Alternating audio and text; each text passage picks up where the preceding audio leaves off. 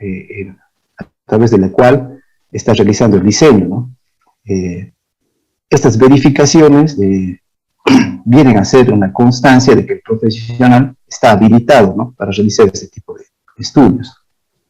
Ahora, lo que se muestra en pantalla es el reglamento de la ley municipal número 246, ¿no?, en la que se especifica, dependiendo de la superficie construida que tenga la edificación, qué proyectos son obligatorios, ¿no?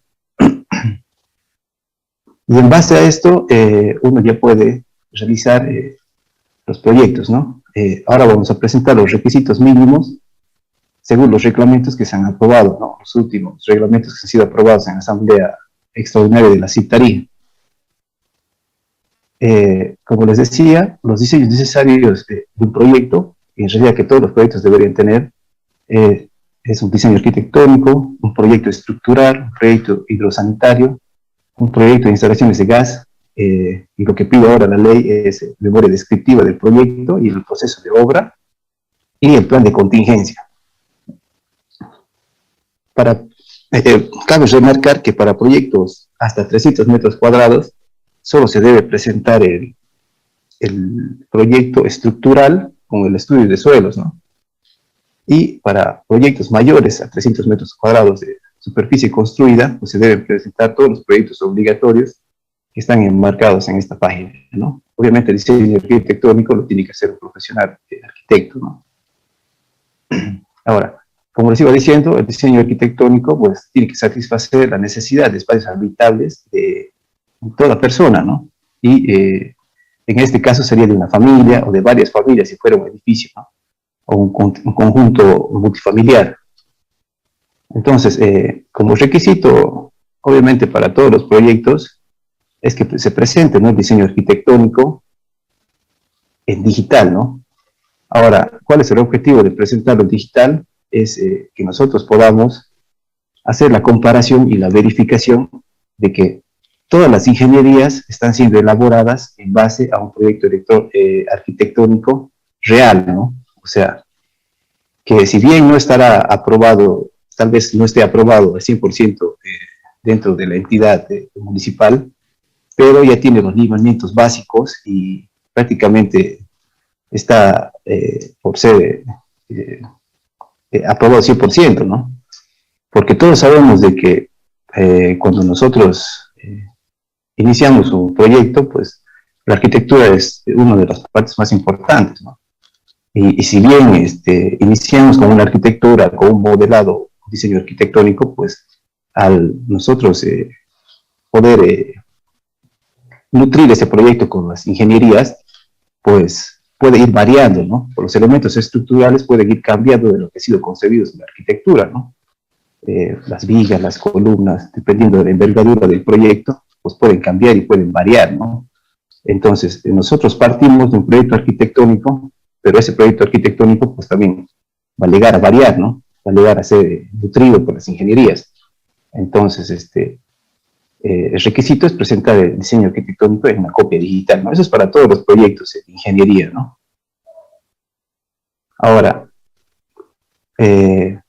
para ya entrar al proyecto estructural, que ya es el cálculo mismo de la estructura, como les digo, ya nosotros vamos a ir variando para satisfacer las necesidades mismas de las cargas y de las reacciones dentro de la estructura. Vamos a ir cambiando y variando las dimensiones, ¿no?, de los elementos estructurales en base a todos los estudios antecedentes que se van haciendo, ¿no?, como ser el estudio de suelos, el estudio topográfico. Obviamente el estudio topográfico ya viene a ser dentro de lo que es el plano de lote, ¿no? Eso ya viene ya dado antes de siquiera tener el diseño arquitectónico, ¿no? Entonces, lo primero sería tener el estudio de suelos, ¿no?, que también es un requisito. Ahora vamos a ver los requisitos mínimos para un proyecto estructural.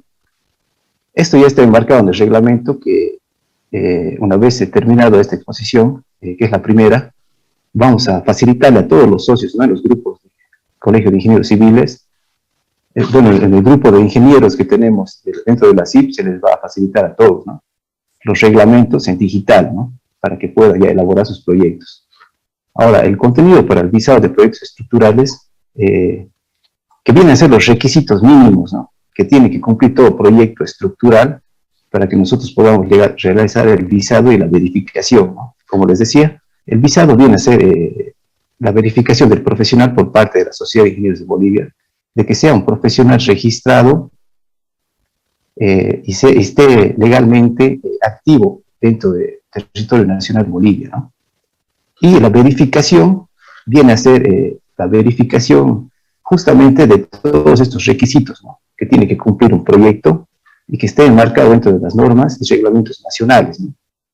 Y una vez que cumpla todas estas determinaciones, pues se realiza ya el sellado de la memoria de cálculo y de los planos estructurales. Entonces, el contenido que vendría a ser sería el formulario 1, que es la declaración jurada para proyectos estructurales, que ya viene enmarcada dentro del reglamento y que solamente es llenar los datos del proyectista y los datos del proyecto, ¿no?, que vendría a ser el que está ejecutando, ¿no? Entonces, ahí en la declaración jurada, pues, van a asumir toda la responsabilidad del proyecto como tiene que ser, ¿no? También garantizando las responsabilidades que va a tener como proyectista, ¿no? Ahora, los documentos antecedentes, como les decía, viene a ser, si es un proyecto nuevo, una construcción nueva, pues vendría a ser el plano arquitectónico, ¿no?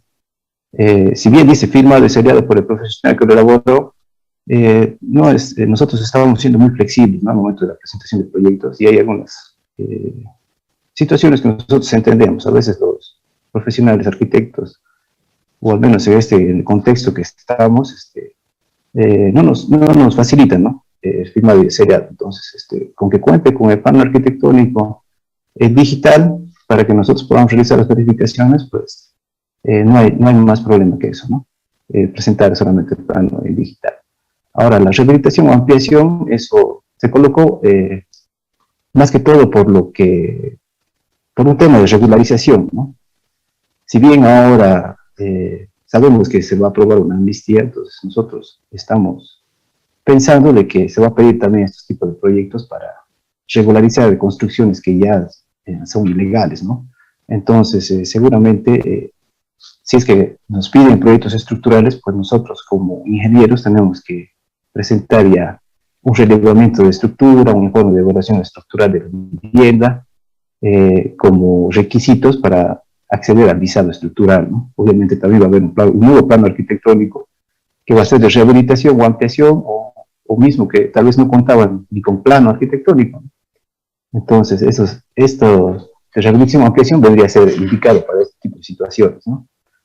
Ahora, tiene que contar con el estudio de suelos o geotécnicos, ¿no? Ese informe ya tiene un formato dado por cada uno de los laboratorios, pero dentro del reglamento igual se marcan los requisitos mínimos que tiene que tener el estudio de suelos, ¿no? Que es la granulometría, la capacidad portante del suelo, y damos aquí una tablita en el anexo B, que viene a ser los puntos mínimos, ¿no?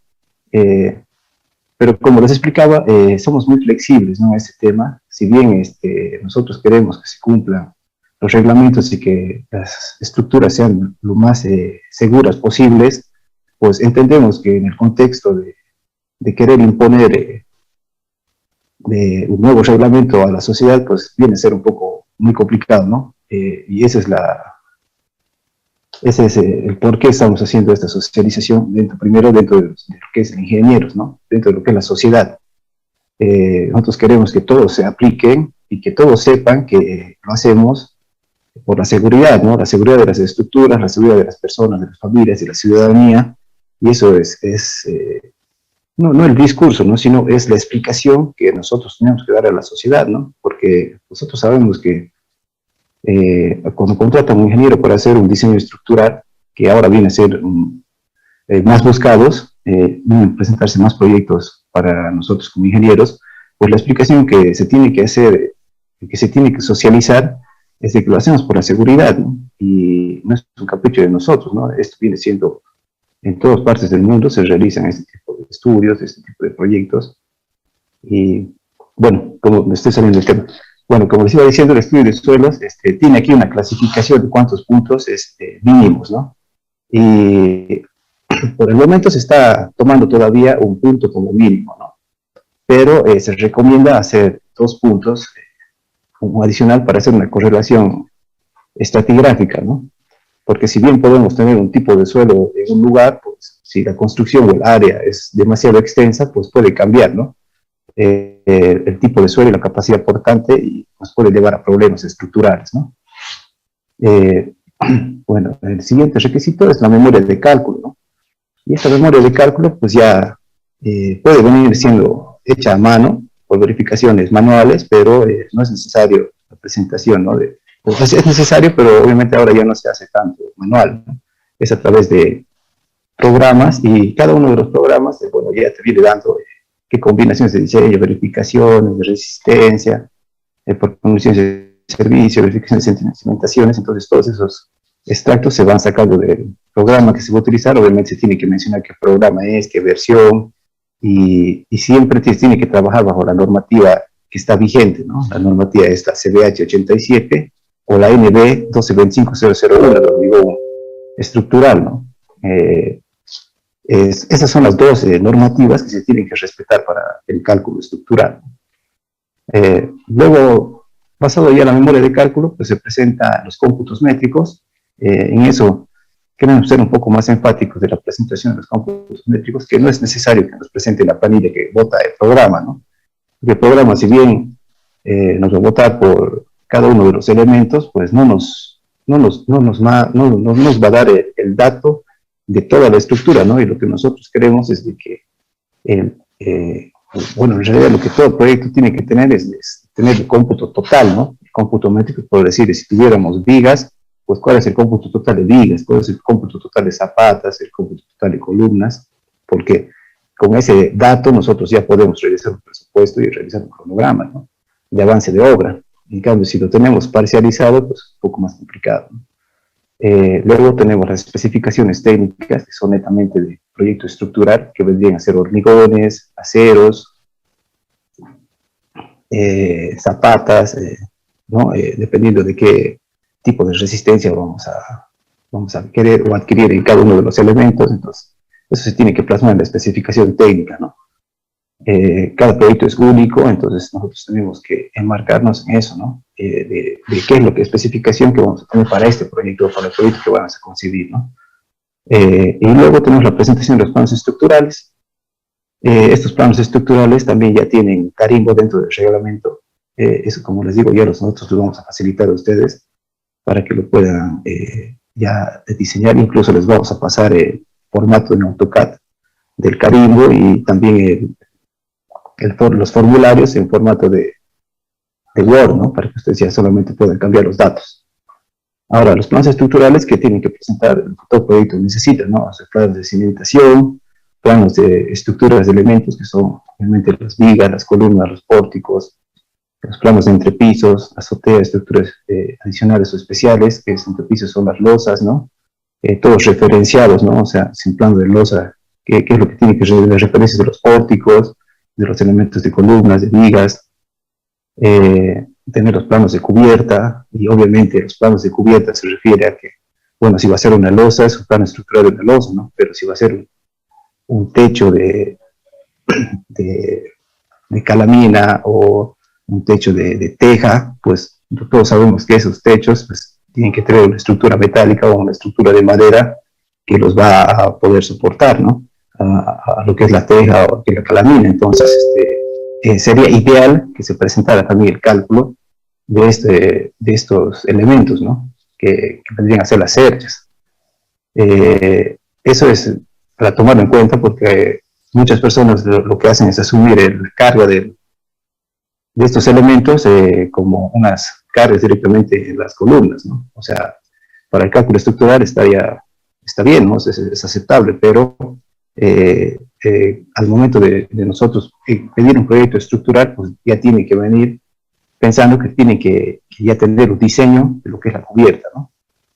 Y obviamente los notas, los cuadros y textos complementarios que ustedes quieran agregar, lo pueden hacer, ¿no? Como se referirse a cuál va a ser la resistencia característica del hormigón, la resistencia del acero, qué tipo de acero están tomando, si quieren poner ahí la capacidad importante del suelo que están utilizando dentro del plano. Bueno, eso ya es decisión de ustedes, eso no.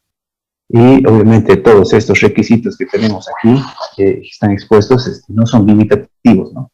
Todo lo que ustedes quieran agregar, pues también lo pueden hacer, ¿no? Como proyectistas. Bueno, eso es lo que está enmarcado en lo que es el proyecto estructural, ¿no? Ahora pasaremos a ver lo que es el diseño del proyecto hidrosanitario y le cedo la palabra al ingeniero Martín de Río. Ingeniero. Gracias, Pablo. Muy buenas noches a todos los presentes en la sala. Como bien mencionaba Pablo, sí es cierto, queremos poner a conocimiento de todos los colegas que están dedicados al tema de la construcción. Nosotros de un tiempo a esta parte hemos visto varias falencias y es por eso que ahora ya hemos elaborado este reglamento. Es un reglamento base para que podamos ir puliendo de a poco. Si hay alguna sugerencia, algo más, lo vamos a analizar, lo vamos a revisar. Es por ende que hemos visto la necesidad y por ello lo ponemos a conocimiento para que se puedan cumplir estas normas, ya que últimamente hay varias construcciones en el departamento que no están, algunas tal vez con algunos diseños que faltan o hemos observado que no han cumplido algunos requisitos. En el diseño hidrosanitario, como bien podemos saber, es un tema bien particular, se podría decir, e importante, porque estamos hablando del tema agua, ¿no? Y esto es un líquido elemento para el ser humano, más aún cuando hablamos de una edificación en este caso. Entonces sabemos que podemos utilizar en diferentes etapas durante el día. Es por ello que muchas personas que tal vez no son ingenieros, pero se dedican a la construcción, no le dan el valor necesario a este diseño. Entonces, es por ello que en este reglamento queremos ponerles todas las pautas para que posteriormente estos vayan a ser estos proyectos ejecutados y los puedan presentar de acuerdo a lo que corresponde, cumpliendo normativas, cumpliendo los reglamentos. Cuando sabemos que hay el Reglamento Nacional de Instalaciones Sanitarias Domiciliares, que es el RENITSA, todos esos documentos están en el reglamento. Hacemos mención a varias guías bolivianas, a normas bolivianas, que ya cuando les pasemos el reglamento ustedes también puedan revisar y de acuerdo a eso puedan hacer los diseños, ¿no? Pablo, por favor, la otra diapositiva.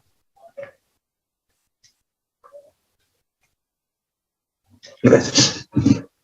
El contenido de los visados de los proyectos hidrosanitarios consta de lo siguiente, ¿no? Anteriormente ya mencionó algunos, Pablo, que tal vez en estas también se repita. El formulario 02, que es la declaración jurada del proyecto hidrosanitario. También tenemos un punto donde son documentos antecedentes. En este caso, si es una remodelación o es algún proyecto que se está haciendo tal vez una modificación o una ampliación, entonces es necesario partir desde el plano arquitectónico, firmado obviamente por el profesional que corresponde, en este caso un arquitecto. Cuando se trata de una rehabilitación o ampliación, pues el plano arquitectónico también tiene que reflejar eso, ¿no? Y al mismo tiempo tiene que ser firmado y sellado por el arquitecto. Posteriormente se hace un relevamiento de todas las instalaciones hidrosanitarias existentes y si es una nueva, pues el diseño, ¿no? Un informe de evaluación de las instalaciones hidrosanitarias existentes, eso significa hacer unas pruebas hidráulicas de acuerdo a la magnitud del proyecto, ¿no? Y al criterio también del proyectista. Por favor, la siguiente, Pablo.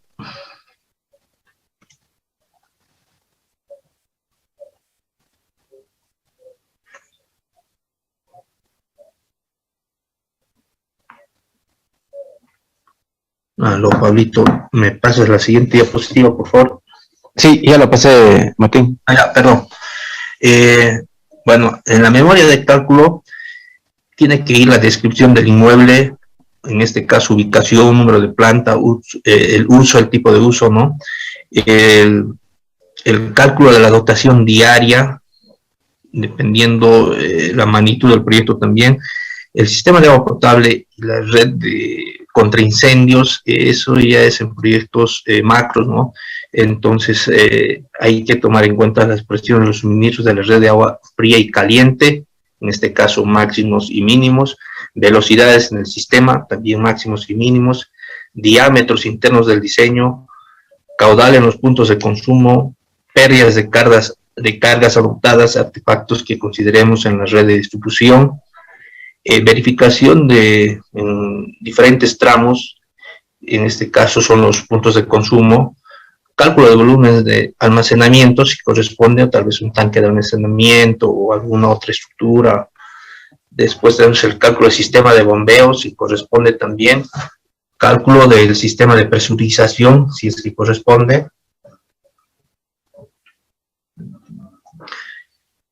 El sistema de desagüe sanitario también se considera, ¿no?, los diámetros de diseño, unidades de descarga de los artefactos, considerando en el diseño pendientes máximas o mínimas adoptadas, diseño de bajantes sanitarias, verificación de ramales y colectores, cálculo de ventilaciones, cálculo de volúmenes de cámaras sépticas, si corresponde de acuerdo al proyecto.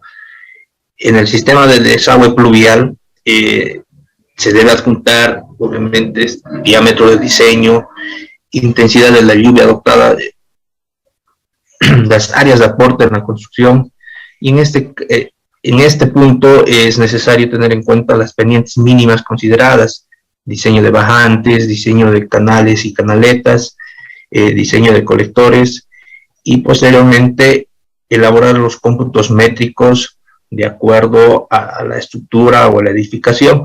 Posteriormente se hace un relevamiento de las especificaciones técnicas.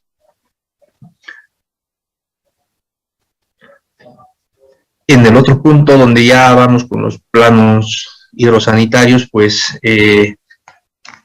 tiene que estar el plano de agua potable tanto en fría y caliente, un diseño en planta, un diseño isométrico, detalles constructivos y cortes para hacer una verificación, también los planos de los tanques de almacenamiento, si es que corresponde, algunos son enterrados, ¿no es cierto? Entonces hay que plasmarlo en los planos de instalación del sistema de desagüe sanitario tienen las mismas características, diseño en planta y cortes, detalles constructivos de las cámaras, disposición y detalles constructivos de pozos sépticos, esta sí corresponde, y en los planos de instalaciones de sistema de desagüe pluvial, el diseño en planta y los cortes tienen que ser necesarios, detalles constructivos de las cámaras, dirección del flujo en la cubierta y disposición de las bajantes y canaletas. En este punto hemos tenido varias deficiencias y hasta algunas denuncias. Cabe mencionar que en el diseño hidrosanitario algunos colegas pues han tenido deficiencias, y ustedes saben que está prohibido hacer pues todas las aguas colectoras, ponerlas en el diseño sanitario, ¿no? O sea, los han conducido, las han unido, ¿no? Entonces es necesario que se tome en cuenta todos estos lineamientos para que pues hagamos un buen diseño, y prueba de ello pues brindemos la seguridad necesaria a los habitantes de cada estructura, ¿no? Entonces es cuanto en el tema hidrosanitario nosotros hemos visto necesario todos estos puntos para que puedan ir adjuntos a posterior presentación de cualquier proyecto, ¿no? Y todos estos documentos deben ser presentados impresos, con datos legibles, con la firma y el sello, una copia original del proyectista y también una copia digital que se queda en la oficina de la CI para cualquier respaldo, cualquier revisión que tengamos posteriormente, tengamos la facilidad de verificar y plasmar cualquier tipo de proyectos. Bueno, entonces, en todo caso, creo que toca el tema de las instalaciones de gas. No sé si, Yasmani, por favor. Muchas gracias. Bueno, ahora vamos con el reglamento visual de diseño de instalaciones de gas. Una instalación de gas dimensiona las tuberías para gas tomando en cuenta el volumen necesario que utilizará la vivienda o viviendas en una disposición de artefactos utilizar dentro de la construcción. También hablamos de instalaciones de gas industriales, también entrarían aquí, ¿no? Siguiente, por favor.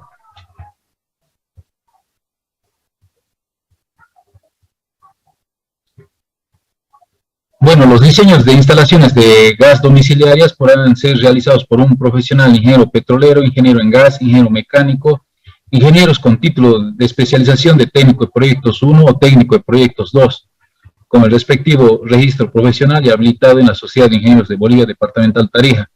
Los diseños de instalaciones industriales podrán ser realizados por ingenieros petroleros, mecánicos de gas, ramas afines e ingenieros técnicos de proyectos 1, con el respectivo registro profesional y habilitado en la Sociedad de Ingenieros de Bolivia Departamental Tarija.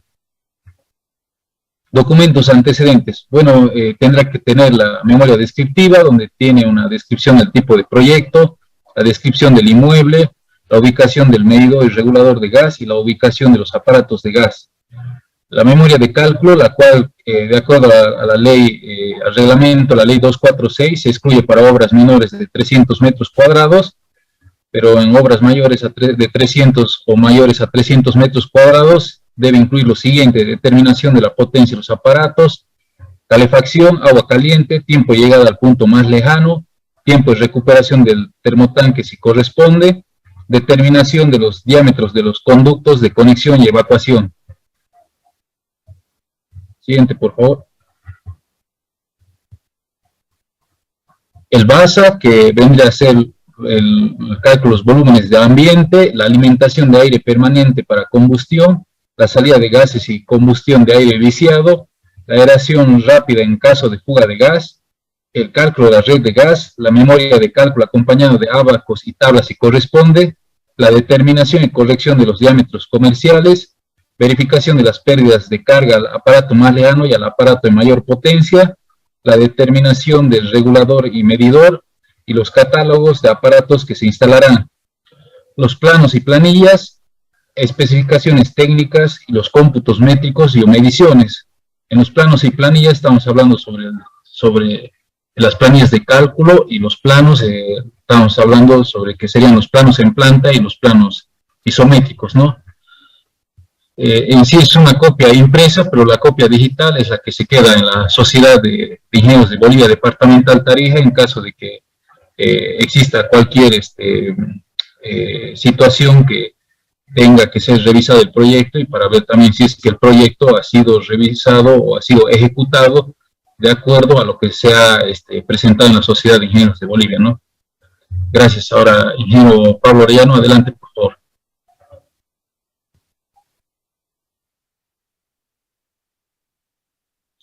Bueno, siguiendo con lo que los proyectos, los requisitos obligatorios que especifica la ley municipal 246, pues tenemos la presentación de la memoria descriptiva y el plan de contingencia, ¿no? Dependiendo de la envergadura del proyecto. Bueno, en sí estos dos puntos, si bien tienen que ser firmados por un ingeniero, pues nosotros no estamos... bueno, estos puntos son libres, digamos. Cada ingeniero puede ejecutar el proyecto de memoria descriptiva y el plan de contingencia según la necesidad que tenga su proyecto, ¿no? Nosotros lo que hacemos es revisar que cumplan los requisitos mínimos que nosotros hemos elaborado, ¿no? Pero bien, como les decía, esto no es limitativo, ¿no? El ingeniero puede colocar puntos adicionales si es que él lo ve conveniente, ¿no? Nosotros hemos colocado aquí los requisitos que nosotros creemos necesarios que tiene que tener, ¿no? Una memoria descriptiva, que es un detalle, ¿no? De todas las técnicas constructivas y materiales necesarios en obra, ¿no? Y esta memoria ya viene a ser del proyecto en su conjunto, ¿no? Del total del proyecto, ya incluyendo a todas las ingenierías y el proyecto arquitectónico, ¿no? Entonces ya más o menos nos da lo que tendría que ser el contenido, una ubicación, la clasificación de la edificación según la ley municipal número 246, que ya vendría a ser la clasificación dentro de la reglamentación, ¿no? Las normas y reglamentos aplicables según la zona, esto ya viene normado dentro del Plan Municipal de Ordenamiento Territorial, según la zona en la que se está ejecutando el proyecto, ¿no? Ya puede ser residencial, no sé, de baja densidad, Entonces, eso es lo que tienen que colocar, ¿no? En estas partes. Ahora, la descripción del proyecto, ya cada proyectista pues va a saber cómo es el proyecto que está ejecutando, ¿no? El plan de trabajo es la organización que tiene el proyecto en sí, ¿no? Cuántos grupos de trabajo van a intervenir, qué profesionales van a intervenir. Luego sigue el cronograma de obra, como les digo, es de todo el proyecto, entonces aquí ya tienen que marcar todo lo que es el cronograma que van a ejecutar, ¿no? Estructural, ingenierías, como lo harían en cualquier proyecto, ¿no? ¿Qué es lo que por dónde comenzaría la excavación, el vaciado de zapatas, el armado de vigas, todo ahí tendría que ir dentro del cronograma, ¿no? Y especificar los métodos constructivos y procesos de construcción que se van a realizar dentro del proyecto, ¿no? Y esto es lo mismo, ¿no? Presentar en físico con la firma y el sello del ingeniero y una copia en digital. Cabe recalcar que creo que no he mencionado que todo ingeniero que quiera gozar del beneficio del visado y la verificación de los proyectos, pues tiene que estar al día, ¿no? Se tiene que ser un socio activo dentro de la CIP. Eso quiere decir que tiene que estar al día con sus cuotas, ¿no? Dentro de la sociedad y bueno, dependiendo del proyecto, pues cada ingeniero tiene que estar al día y ser activo también dentro de su colegio de especialidad, ¿no? Si va a ser un proyecto estructural, pues dentro del colegio de ingenieros civiles, ¿no? Si va a ser un proyecto eléctrico, pues estar activo dentro del colegio de ingenieros eléctricos, ¿no? Y bueno, si bien en este momento no se estaba no estábamos siendo muy rígidos al momento de revisar los proyectos de si el ingeniero estaba o no colegiado dentro de la ciudad de Tarija, pues ahora con los nuevos reglamentos que ya especifican que tienen que ser activos dentro de los colegios de Tarija, pues el proyectista tiene que estar, ¿no? Si bien la CIP puede estar activo en todo el territorio nacional, pues dentro del colegio de especialidad nosotros no podemos ir a ver si está en colegios de La Paz, de Cochabamba, ¿no? Eso no es un registro nacional, entonces tiene que estar suscrito dentro de los colegios de Tarija, ¿no? Para que nosotros también podamos hacer un seguimiento del ingeniero que está haciendo el proyecto, ¿no? Y se pueda dar una mayor validez a lo que es el proyecto en sí. Luego, el último punto es el plan de contingencia, ¿no? Que, bueno, el plan de contingencia se refiere a las contingencias que puede haber dentro del proyecto en el momento de la construcción, ¿no?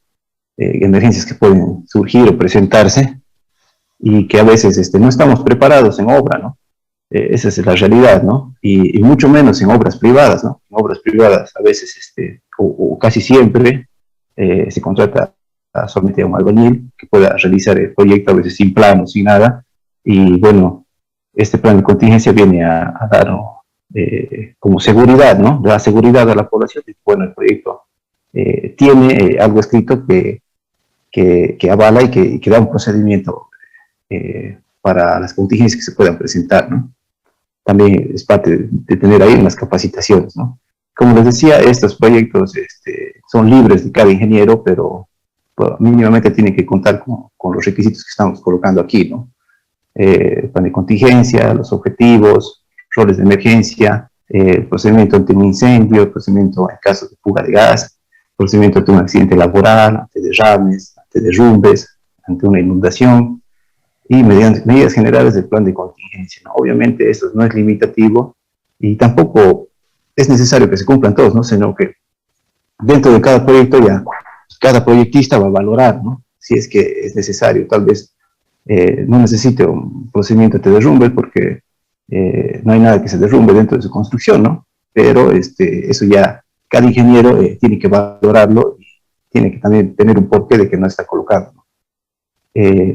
Obviamente también tiene que presentar un físico y una copia digital y este proyecto también tiene que ser firmado por un profesional, ¿no? Capacitado dentro del área, que sea ingeniero y que esté activo dentro de la CIP, ¿no?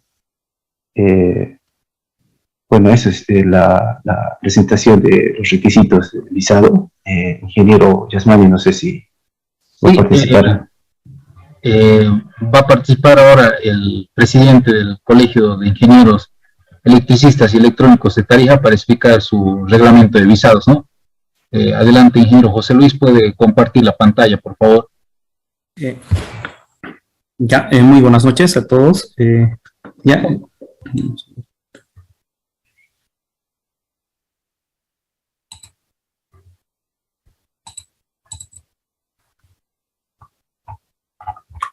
Muy buenas noches a todos los presentes. No sé si se ve, por favor, me podría aclarar si se ve. Se ve adelante. Ya, muchas gracias.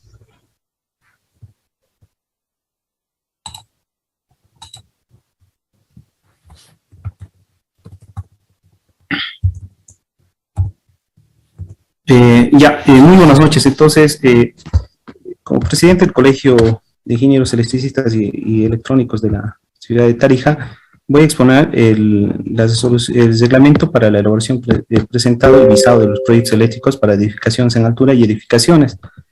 Este documento puede ser descargado de nuestra página web www.cietarija.org.bo, donde se puede descargar todo el documento referente al que voy a hacer una corta explicación y también ver los puntos más importantes.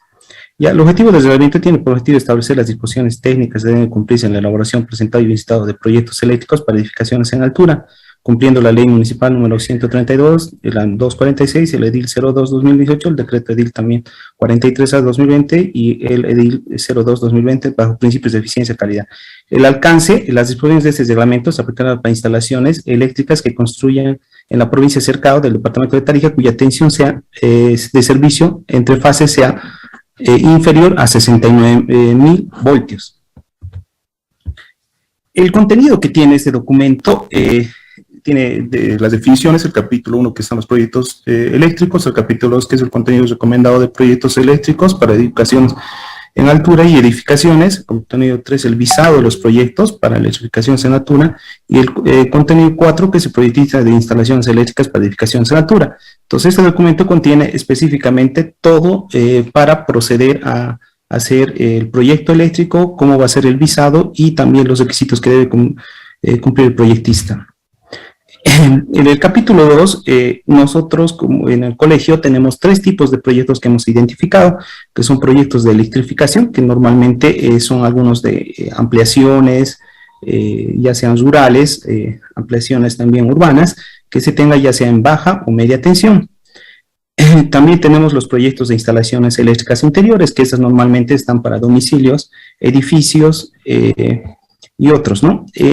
Y los proyectos mixtos, que en realidad son el diseño en media tensión y en baja tensión. En media tensión me refiero a normalmente el puesto de transformación y lo interior, que es en baja tensión, todo lo que es las instalaciones internas. Entonces tenemos estos 3 tipos de característicos que se presentan. Hemos tenido algunos inconvenientes con que algunos de los afiliados o algunas constructoras solo presentan ya sea el de instalaciones interiores y a veces no presentan el transformador en su diseño, ¿no? Y a veces eso es sujeto de observación en la distribuidora que tenemos aquí, que es CETAR, ¿no? Entonces recomendamos en ese tema, siempre si es que se tiene un transformador para un edificio, también se incluya esta parte, ¿no? Bueno, dentro de lo que es el proyecto de electrificación, nosotros tenemos un checklist mínimo que se tiene que presentar, que es la carta de solicitud de revisado del proyecto eléctrico dirigido al presidente de la CIP Tarija. Tenemos los formularios CIE 01, declaración jurada, que también se lo puede bajar de la página. El formulario CIE 02, también que es el visado del proyecto, que ya lo vamos a explicar más hacia adelante. El carnet de identidad del propietario o representante legal del proyecto. Planos topográficos del sitio, almacenamientos de vía, levantamiento topográfico y otros según corresponda. La memoria descriptiva, ingeniería del proyecto, la memoria descriptiva tiene que tener una carátula de resumen, nombre del propietario, nombre del proyectista, demanda máxima, etcétera, ¿no? Los volúmenes de obra, los planos de diseño, las hojas de destacado y el diagrama unifilar. A continuación, un poco a detalle lo vamos a entrar respecto. En la ingeniería, respecto al proyecto eléctrico, hay que presentar los cálculos presentados en las memorias de cálculo, se basarán en datos fidedignos. En ellos recomienda mínimamente deben incluir lo siguiente: análisis de cargas, cálculo de intensidades de corriente, cálculos de alimentadores y conductores, cálculos de caídas de tensión de alimentadores y circuitos finales, análisis de distancia de luz de seguridad, como son proyectos de electrificación, cálculos de cortocircuito. Y para instalaciones donde se va a instalar el montaje de puestos de transformación, se recomienda incluir las siguientes: estudio de coordinación de selectividad de protecciones, cálculo y diseño del sistema de puesta a tierra, cálculo del arco eléctrico y cálculo de iluminación. De aquí, nosotros este último no hemos sido tan estrictos hasta pidiendo el tema, por ejemplo, del cálculo del arco eléctrico. Lo que sí hemos visto es el cálculo y diseño del sistema de puesta a tierra, ¿no? Y solo el primero y el segundo, ¿no? Alguna vez hemos revisado, pero ahora que se está dando a conocer, entonces, para que si alguno de los ingenieros trabaja en ese tema también con algunos ingenieros eléctricos, se recomiende respecto a estas observaciones que estamos indicando, ¿no? En el tema del diagrama unifilar, lo que necesitamos son los diseños de líneas de media, baja y opuesto de transformación. Entonces me refería al tema de electrificación, que a veces solo son líneas de baja o líneas de media, o al final puesto de transformación, o si no es un proyecto de electrificación, contiene los tres, media, baja y puesto de transformación.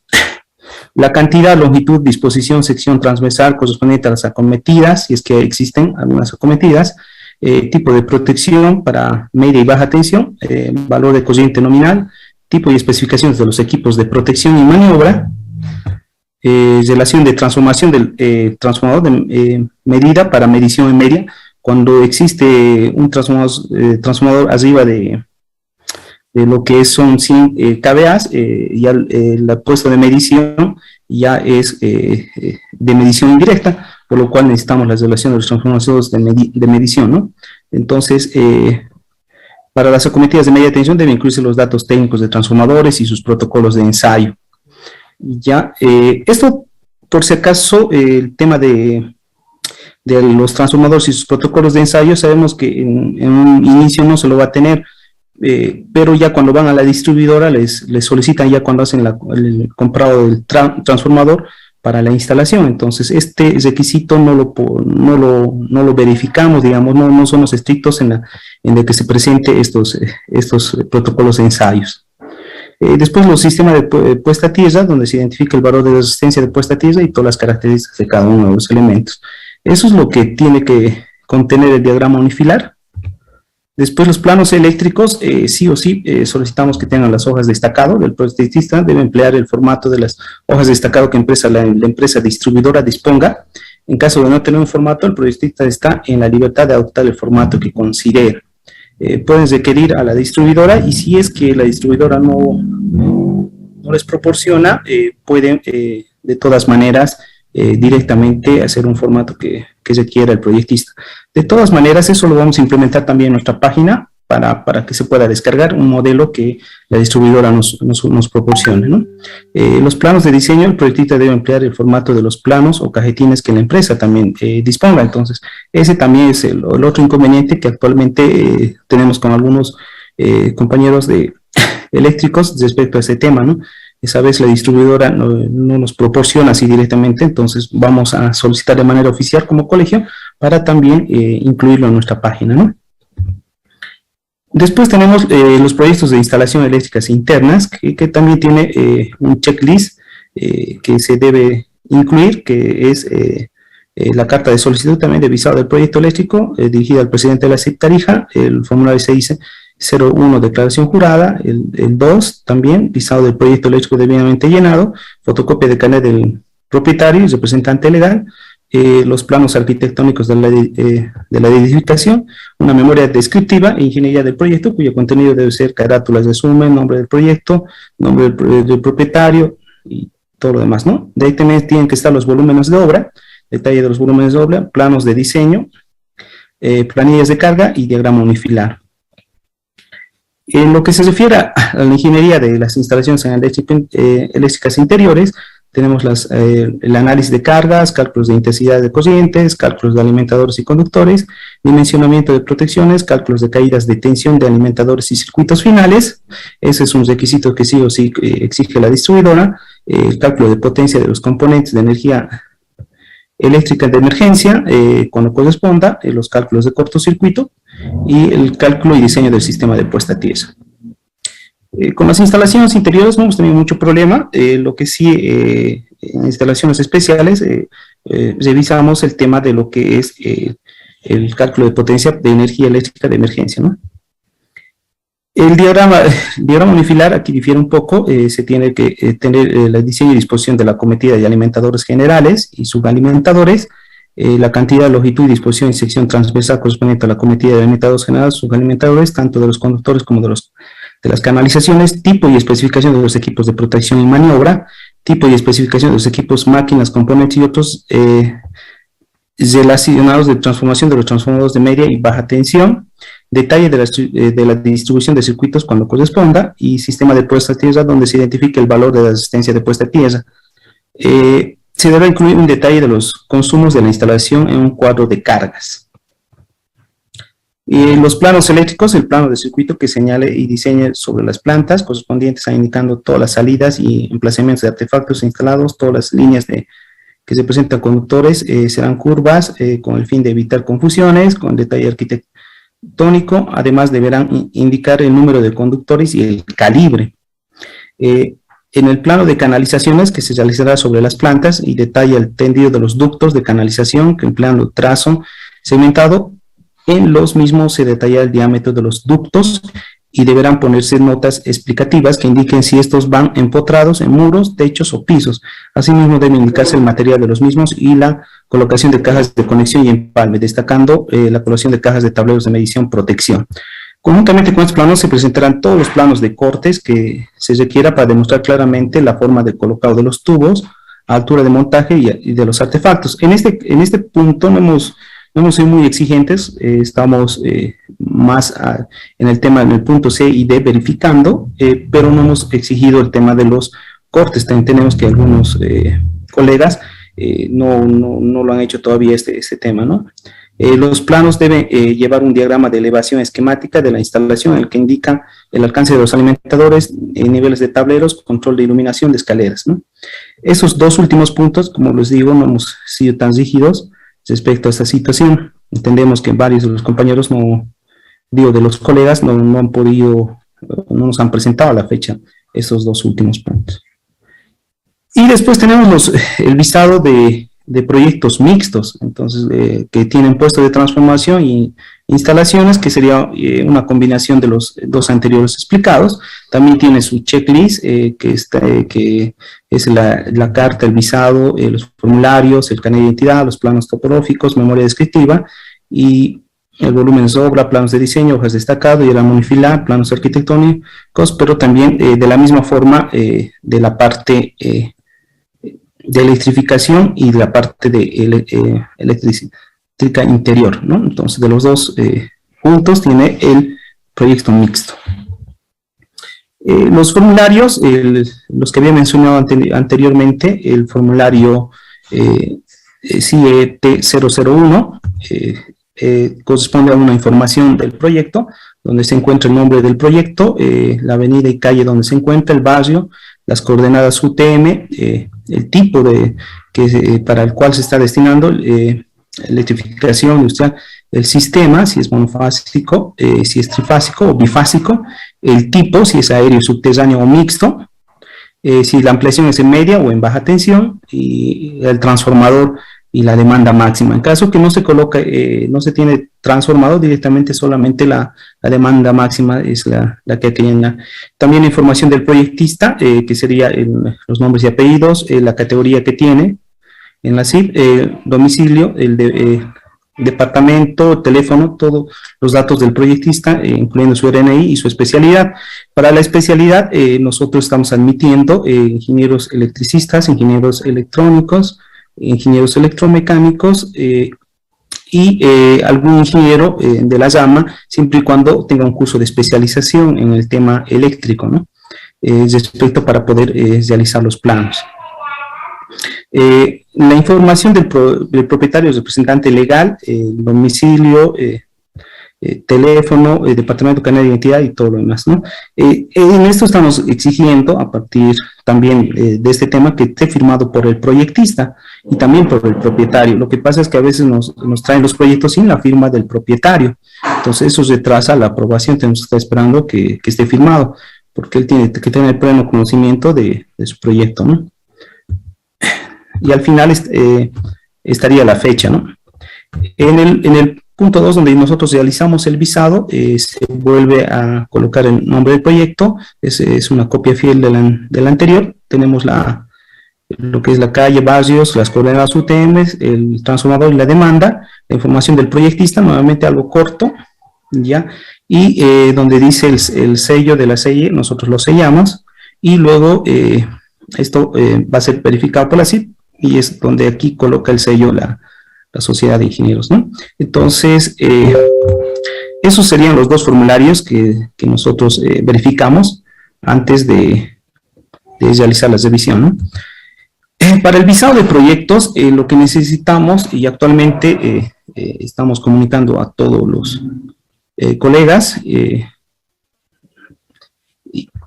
colegiados, también es que todos los colegiados deben tener una certificación de registro en la CIP. En todos los departamentos se exige el certificado de registro de la CIP. En caso de ser profesional registrado en otro departamento, debe contar con la certificación de la CIP Tarija, ¿ya?